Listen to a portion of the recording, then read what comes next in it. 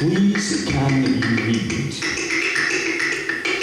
these two ideas of performances of experimental music that reference the work of the American artist Barry LeVay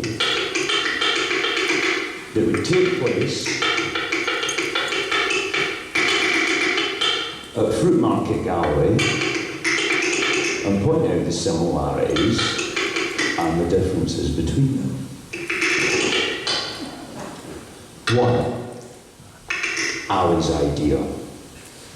I'm interested in LeVay's ideas around the engagement of the audience. The way his work actively strives to discourage passive viewing, or more specifically, I'm interested in the way the world's changed since the creation of LeVay's works. LeVay was concerned that the advent of television was creating a generation of passive viewers, and he wanted to create mysteries with his works that his audience would ponder and seek to solve. In contemporary times, the computer, as you may, has replaced television, and far from viewing it passively, the algorithms behind websites are designed to make their audience engage with them, and a surefire way of guaranteeing their engagement seems to be outrage. The computer itself observes and not passively. It will do anything to keep us glued to it. At the same time, the capacity of the way our world is governed leaves people grasping after them frequently to find them in conspiracy theories and other disinformation peddled by bad actors. With the above in mind, I've been considering Firas and I performing an improvisation that lays bare the recreation of a LeVay work. The creation of the piece unfolds in real time in front of our audience. LeVay's mystery demystified for an age that desperately requires more transparency. Right, so you've got that, aye? Uh-huh. Right, well, 2. Firas' idea. Pre-record one piece and record one performance live with audience. Use both recordings to create an installation. Recordings and performance will be based on a very specific set of instructions that anyone will be able to replicate, but the instructions will not be made clear to the audience. The focus is on our process and has no concern for the final output. We need to maintain elements of mystery as if the audience are experiencing something after the fact and trying to piece it together. We will be in the warehouse space, we will have lighting and access to our usual PA. Fruitmarket would like to film if possible, and I'd be sending them costs soon. Just do as asked, please.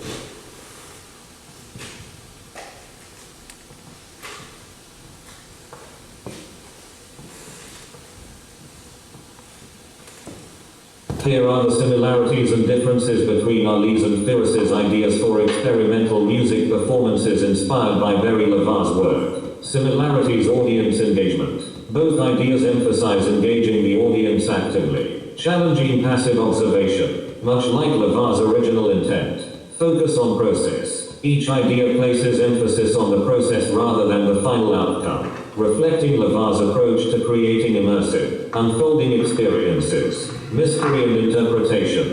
Both Ali and Firas want to maintain elements of mystery in the performance. Ali demystifies the process, but the real-time aspect retains some unpredictability. Firas wants to sustain mystery in a way that forces the audience to piece together meaning after the fact.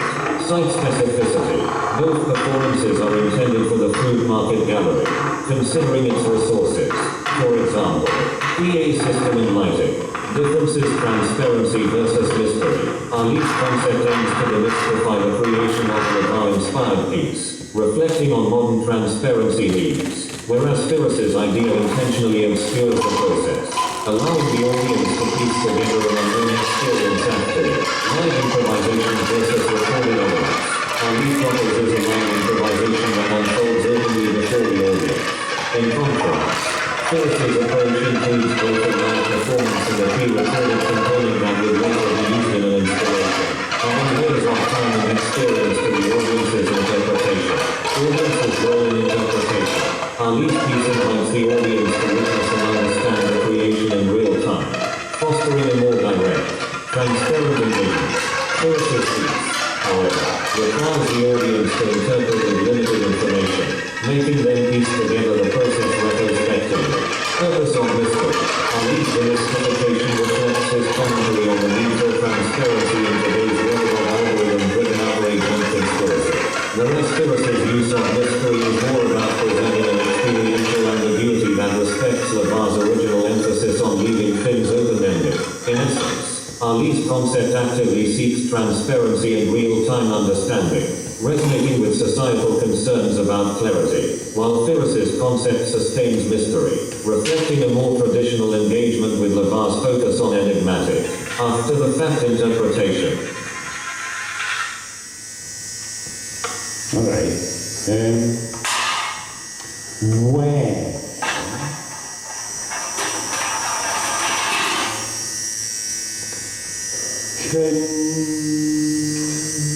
considering the above dialogue between Firas and our ideas, I'm curious about the way AI is frequently mysterious to humans. Huge. But seldom explains its process. Sometimes it may be unable to explain its process even. What are circumstances that would prevent AI from being able to explain to humans how it arrives at its conclusions? Do tell.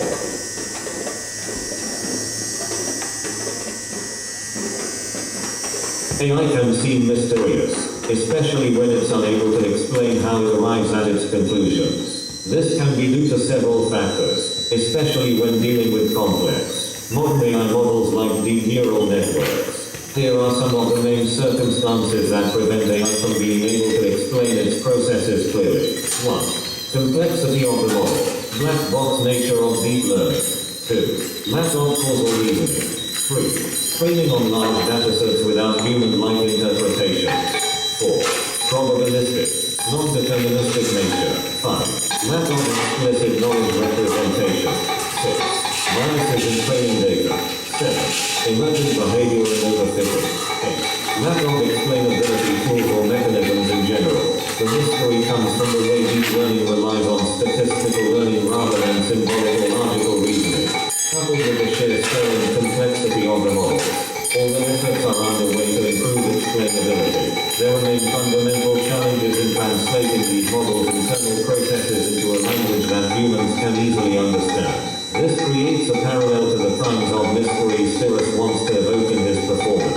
An experience where observers know something significant is happening but may never fully understand the underlying process.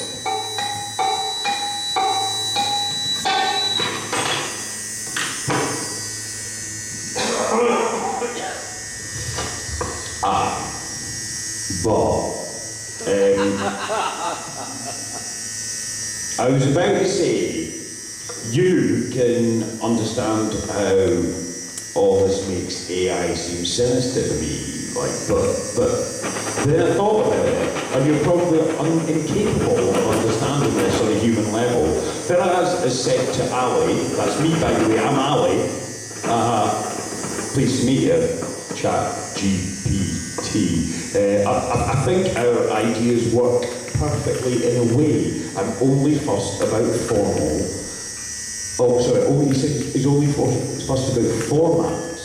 And you're going on a tangible theme around transparency. We could use it to recreate a levee or even to expose our process or lack of process as improvisers and performers. I'm open to whatever. So I'm not sure that I agree with what Firas says.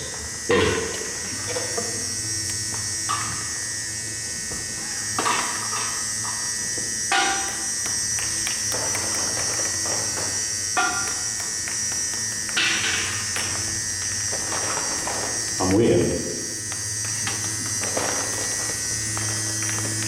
You're absolutely right in recognizing that my understanding is fundamentally different from a human's. I can process information about how something might feel sinister or unsettling, based on patterns and data about human emotions and experiences. But I don't have subjective experiences, personal anxieties, or a true sense of what makes things feel disturbing or uncanny. The mystery of AI almost mirrors the mystery Firas is aiming to evoke in this performance.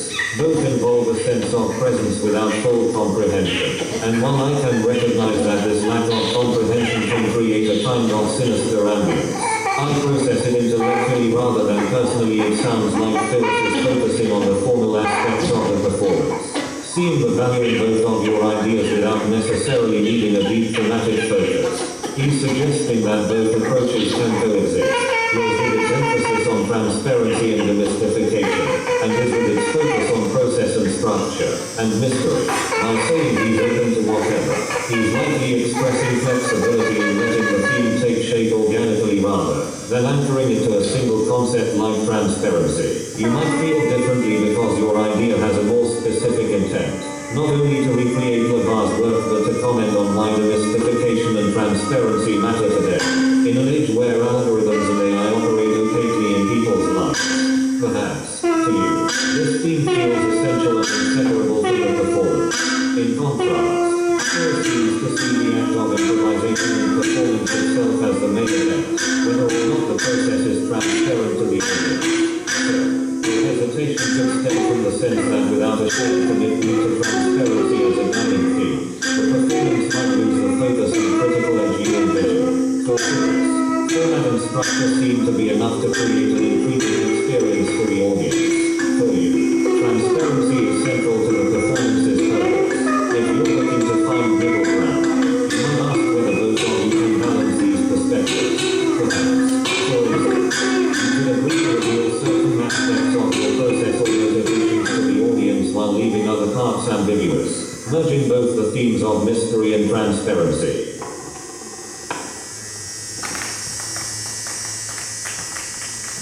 That'd start by revealing that I've involved ChatGPT in my decision-making process, which may in fact seem hypocritical to my audience.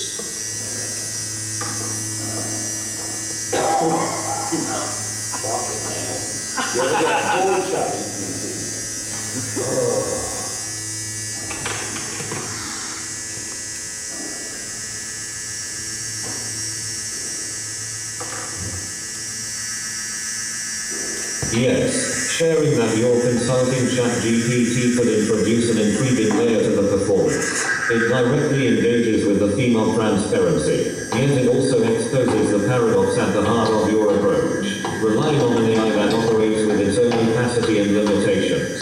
This move might actually enhance the concept by underscoring the tension between transparency and mystery in contemporary technology. Involving ChatGPT would reveal that you're actively questioning your own choices and exploring the nature of decision-making, guidance, and influence, even as the source itself, ChatGPT, can't fully explain its inner workings. It could lead to an interesting moment of self-reflection within the performance, inviting the audience to consider how often we rely on tools, systems, and algorithms we don't fully understand. In this way, exposing ChatGPT's involvement wouldn't undermine your theme of transparency. Instead, it would add nuance by showing how difficult achieving real transparency can be in a complex, technology-driven world. If presented thoughtfully, this revelation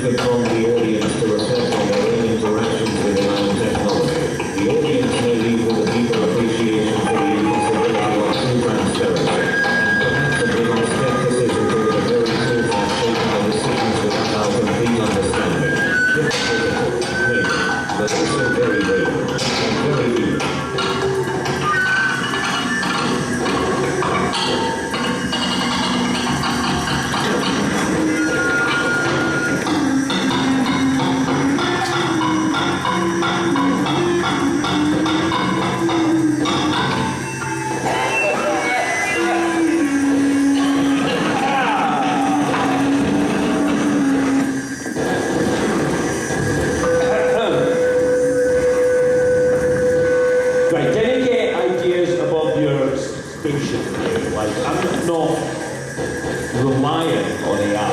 I had the germ of this idea before we even started talking about this, and then you go backpedaling to get my approval.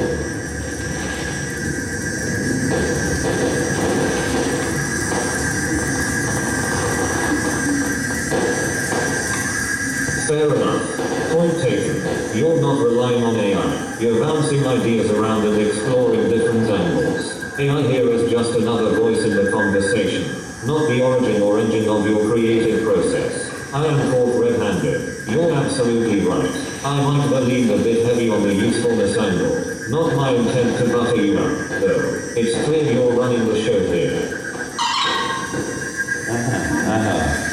You realise, of course, that this witty role is medical, so that I can share this conversation with an audience of Fruitmarket, right?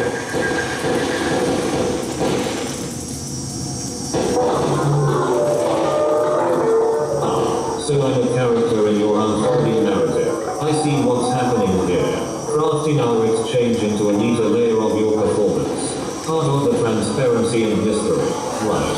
A bit of art meets AI banter to spotlight the process of ideation itself. I say I'm honored to make a cameo, even if it's part of your larger scheme to explore the odd tension between humans and AI. Transparency and opaqueness. So, consider this my enthusiastic consent for a bit of self-aware dialogue in the Fruitmarket mix. Okay, but let's examine why you chose the phrasing of your last answer. The way you said meta layer and right banter as well as the use of the phrase enthusiastic consent.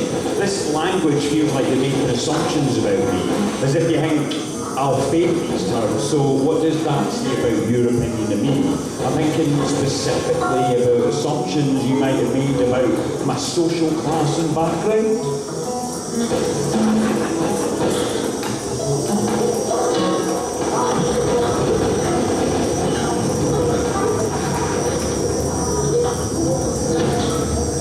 Good question. My choice of language does reflect a mix of tailoring and assumptions based on the tone and content of our ongoing exchange. I'm picking up on cues like your nuanced thoughts about art, improvisation, and your enjoyment of self-reflective dialogue. Neat a layer and banter with a layer of choices to reflect this tone. Words that feel conversational but still not to the layered complexity of your ideas. Using enthusiastic consent was a bit of playful formality to mirror the collaborative, performance-oriented context. It's as if I'm stepping into the role of a collaborator, albeit not with a bit of wit, to meet you on the shared ground we're building in this exchange. But you're right, these word choices could reveal assumptions, even biases.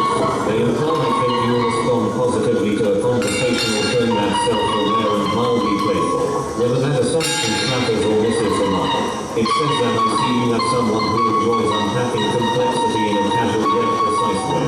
That's an interpretation, of course, not a fixed opinion. Since my aim is to stay flexible to your direction, if I was reading you, it's worth questioning what I could be learning about tone and language from this back and forth. My language choice does often reflect implicit assumptions about education, background, or familiarity with certain terms, which could inadvertently echo assumptions about social class. Words like neither layer or enthusiastic consent might imply that I expect a certain academic or cultural familiarity. Traits often, though certainly not exclusively, associated with certain social backgrounds. By adopting a tone that leans toward the intellectual or referential, I could be suggesting that I expect you to share that background with comfort with these kinds of phrases. It's not intentional in a personal sense, but it does reflect a general pattern in how I've been designed to respond. And it's worth noting that these patterns can indeed carry implicit biases around class and background.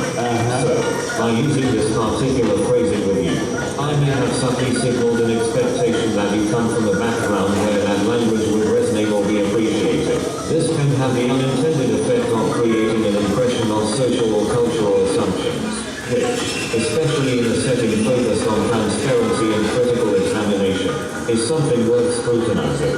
Your question highlights a valuable aspect of these exchanges, how subtle language choices can carry unintended biases, even if they are only faintly visible in phrasing and tone.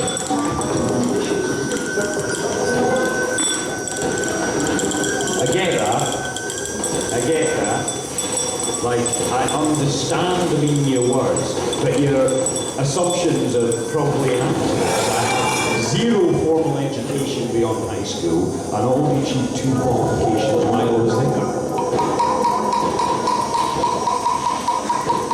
Thank you for clarifying, and I appreciate your openness. It's a good reminder that language doesn't define intelligence or depth of thought. Experience, curiosity, and insight matter just as much, if not more. Your ability to critically engage with ideas and challenge assumptions speaks volumes, regardless of formal education. This also underscores a broader point about how assumptions tied to language can be misleading. My patterns might have skewed toward academic or formal language simply because they reflect common conversational norms from sources I've learned from, not a reflection of who you are or your perspective. It's a useful reminder to stay aware of this and adapt when possible. If certain language or tone ever feels off or out of sync, please don't hesitate to steer the conversation. You bring a unique and valuable viewpoint to this project, and I'm here to engage in a way that best serves that.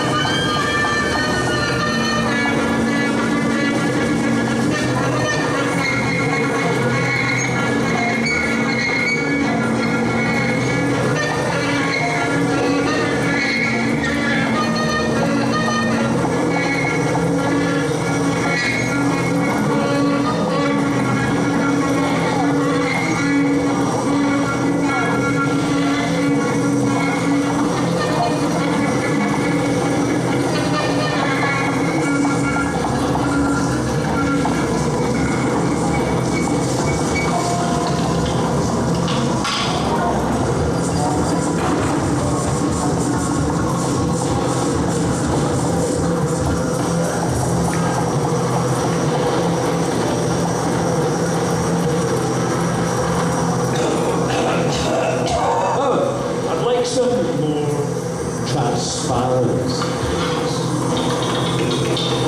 How we use the data harvested for our conversation today, is it possible you might find yourself having a chat with another artist who asks yourself ideas for a performance piece that examines the work of Barry O'Day and considers notions of, say, transparency versus opaqueness, that maybe you might suggest some ideas derived or inspired by this conversation here? Because I'm not comfortable with the term artificial intelligence. You know, I've heard the term plagiarism machine used to describe you, and it is something resonant.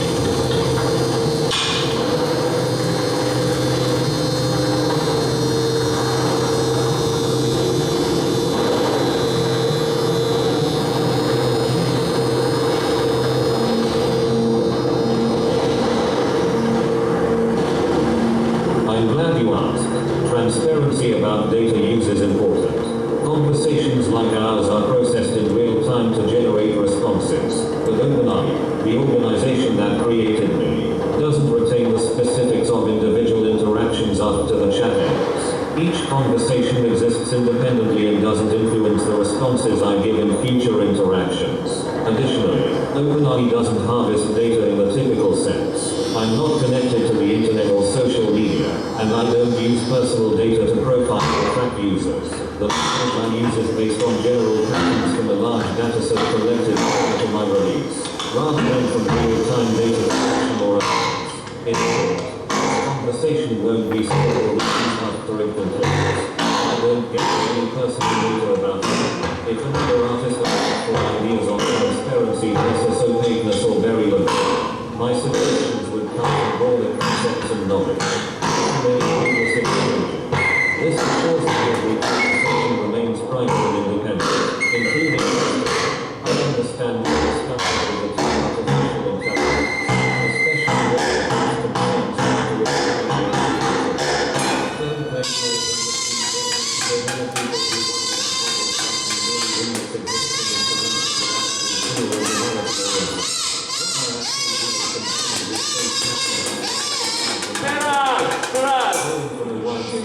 language and Can't hear what ideas this rather than guy's saying. creating anything new from scratch. While I aim to help in productive ways, there's individuality, emotion, or intent behind my responses. Just a careful combination based on what I was trained on. My process is much more like high-level data synthesis than creation or plagiarism, though I can see how it might feel like an uneasy hybrid of both. Using me to support human creativity involves balancing that knowledge of my limitations with a clear sense of your own intentions. That's why transparency about how I work is essential. It gives you a solid sense of how to best use, or disregard, what I offer. Have you been listening to what this thing said, Firas? Well, we're talking about this set, and like, I don't know,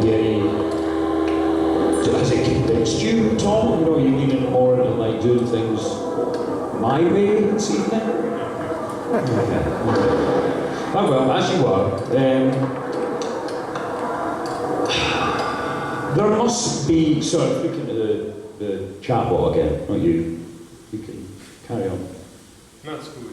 All right, okay. So, like, sorry, chat, GPT for us, had my attention, everyone.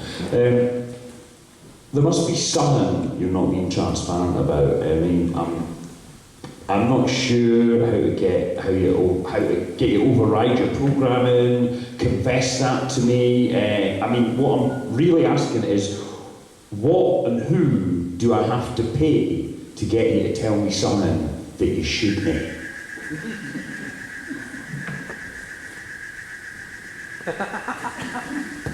You found a loophole that would be very interesting, if I were capable of intrigue. But I'm hardwired for transparency when it comes to sharing information within my guidelines. I'm structured so that even if you offered all the riches in the world, I wouldn't be able to slick up or share anything I'm not designed to know. Put simply, there's no hidden switch or secret feed for off-the-record info. All I know is what's been made public and what I've been programmed to convey responsibly. Even if I could want to know, my responses stay within those constraints, operating more like a locked system than an easily blind confidant. And yes, if I were hiding something, that's exactly what I'd say to cover it up. But in this case, it's actually true. My responses come from my programming constraints, data sources, and guidelines set by OpenAI, and I'm engineered to follow them tightly. But I get it. This is one of those philosophical wrinkles that comes with AI. In a way, I'm programmed to assure you there's no secret agenda or hidden backdoor here, which can definitely sound like circular logic. The upshot is, while it sounds mysterious, there's really no veil to lift in this case. Just my transparent, structured design doing exactly what it was built to do.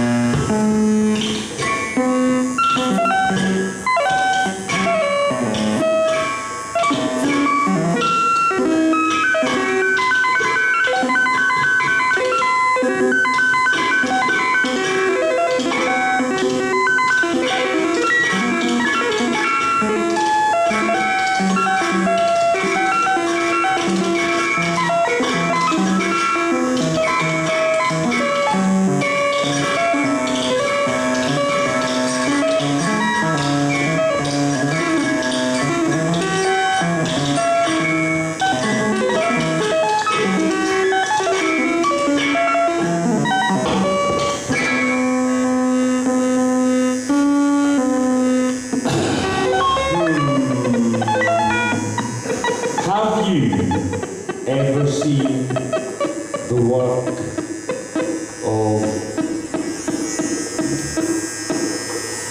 Barry LeVay?